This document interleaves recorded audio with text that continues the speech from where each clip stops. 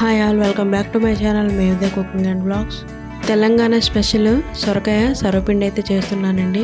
Taste అయితే చాలా బాగుంటుంది, క్రిస్పీగా ఉంటుంది, అలాగే సాఫ్ట్గా చాలా బాగుంటుంది టేస్ట్ అయితే.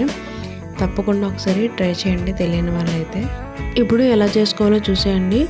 ముందుగా కావాల్సిన ఐటమ్స్ అండి: కొంచెం నానబెట్టిన శనగపప్పు, అలాగే కట్ చేసుకున్న కరివేపాకు, నువ్వులు, అలాగే పల్లీలు, ఫ్రై చేసి దంచుకున్న పల్లీలు, ఇంకా రైస్ ఫ్లోరు, పచ్చిమిర్చి, ఆనియన్స్, కరివేపాకు, అలాగే అల్లం వెల్లుల్లి పేస్టు, కారం, పసుపు, టేస్ట్కి సరిపడగా సాల్ట్ తీసుకోవాలి.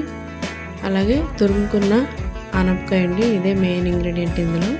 అలాగే మిక్సింగ్ బౌల్ తీసుకొని అందులోకి 1 కప్పు తురుముకున్న ఆనపకాయ తురుము వేసుకోవాలి. తర్వాత 1/2 కప్పు నువ్వులు, అలాగే ఇంకో 1/2 కప్పు పల్లీలు వేసుకోవాలి. అలాగే నానబెట్టుకున్న శనగపప్పు వేసుకోవాలి. అలాగే కట్ చేసుకున్న ఆనియన్స్, కట్ చేసుకున్న కొత్తిమీర, అలాగే తురుముకున్న పచ్చిమిర్చి, అలాగే కొంచెం కరివేపాకు కూడా వేసుకోవాలి. తర్వాత టేస్ట్కి సరిపడగా సాల్ట్, పసుపు వేసుకోవాలి. తర్వాత అల్లం వెల్లుల్లి పేస్టు, ఇంకా కారం వేసుకోవాలి. 1 కప్పు అయితే నేను రైస్ ఫ్లోర్ తీసుకున్నానండి. మొత్తం వేసుకొని వాటర్ ఏమీ మిక్స్ చేయకుండా మనం అందులో ఉన్న సొరకాయలో ఉన్న వాటర్తోనే మనం బాగా మిక్స్ చేసుకోవాలి. మొత్తం అంతా కలిసేలాగా బాగా మిక్స్ చేసుకోవాలండి. టేస్ట్ అయితే చాలా బాగుంటుంది సర్వపిండి టేస్ట్. అందులోకి మనం సొరకాయ వేస్తున్నాం కాబట్టి ఇంకా బాగుంటుంది. సొరకాయ తురుము వేసుకోకుండా కూడా సర్వపిండి అయితే చేసుకోవచ్చు, కానీ సొరకాయ వేసుకుంటే ఇంకా టేస్ట్ డబల్ అవుతుంది. అలాగే మనం నువ్వులు ఇంకా పల్లీలు అన్నీ వేసుకున్నాం కదా, టేస్ట్ చాలా అంటే చాలా బాగుంటుందండి.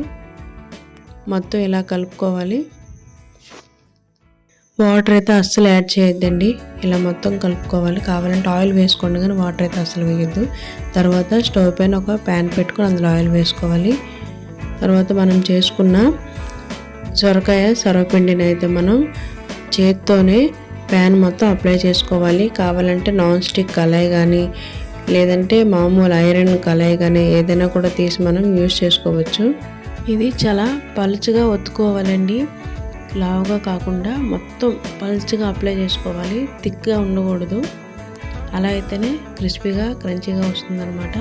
మొత్తం పలుచగా ఈవెన్గా ప్యాన్ మొత్తం కూడా అప్లై చేసుకోవాలి.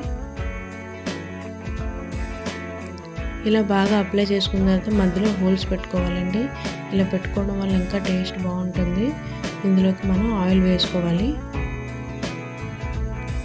ఆ హోల్స్లోనే అలా చుట్టూ కూడా మంచిగా ఆయిల్ వేసుకొని ఒక 2 మినిట్స్ అయితే ఇలా మూత పెట్టి కుక్ చేసుకోవాలి. తర్వాత లిడ్ పెట్టుకోకపోయినా పర్వాలేదు. చూసారు కదా, ఆయిల్ అంతా సైడ్లకు వచ్చింది, బాగా ఫ్రై అయింది. చేతితోనే మూవ్ అయిపోతుంది. చూసారు కదా, ఇలా తిప్పుతుంటేనే మూవ్ అవుతుంది. అలాగే టర్న్ చేసుకొని కుక్ చేసుకోవచ్చు, లేదంటే ఇలా ఒక సైడు ఫ్రై అయినా సరిపోద్దండి. రెండో సైడ్ టర్న్ చేసి ఫ్రై చేసుకునే అవసరం లేదు. కాకపోతే మీకు చూపించడానికని నేనైతే టర్న్ చేశాను. అలాగే మిగిలిన పిండిని కూడా ఇలా సర్వపిండిలాగా ప్యాన్ మొత్తం అప్లై చేసుకోవాలి. ఇలా బాగా అప్లై చేసుకున్న తర్వాత సేమ్ ఇందాక చెప్పినట్లు హోల్స్ అయితే పెట్టుకోవాలండి. ఇది కొంచెం పెద్దగా సర్వపిండి చేశాను కాబట్టి కొంచెం ఎక్కువ హోల్స్ అయితే పెట్టుకున్నాను. ఇప్పుడు వీటిలోకి ఆయిల్ వేసుకోవాలి. కొంచెం ఆయిల్ ఎక్కువగానే పడుతుందండి. ఎక్కువ ఆయిల్ వేసుకుంటేనే క్రిస్పీగా వస్తుంది, అలాగే స్మూత్గా కూడా ఉంటుంది.